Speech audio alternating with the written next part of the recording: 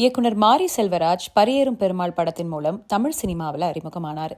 அதை தொடர்ந்து கர்ணன், மாமன்னன், வாழை போன்ற படங்களை இயக்குனார். சமீபத்தில் இவர் இயக்கிய பைசன் படம் வெளிவந்து நல்ல வரவேற்பை பெற்று வருதுன்னு சொல்லலாம். 3 நாள்ல உலக அளவில் ரூபாய் 18 கோடி வசூல் செஞ்சிருக்கு பைசன். இந்த நிலையில மாரி செல்வராஜ் குறித்து பிரபல நடிகர் RS கார்த்திக் பேசி இருக்கிறது இணையத்துல படு வைரல் ஆயிட்டு வருது. அதுல கர்ணன் படத்துல என்னுடைய நண்பர்கள் நடிச்சிருந்தாங்க. திருநெல்வேலி பக்கம் ரொம்ப வெயில் இருக்கும். ஷார்ட் முடிஞ்ச உடனே ஹீரோ தனுஷ் சார் கேரவன் உள்ள போயிடுவாரு. மற்ற நடிகர்கள் நிழல நிப்பாங்க.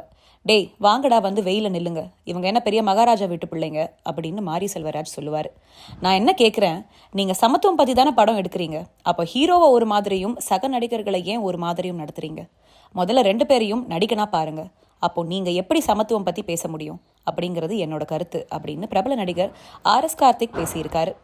நடிகர் RS கார்த்திக் மாநகரம், பீச்சாங்கை, பரோல் ஆகிய படங்கள்ல நடிச்சிருக்கார் அப்படின்றது குறிப்பிடத்தக்கது.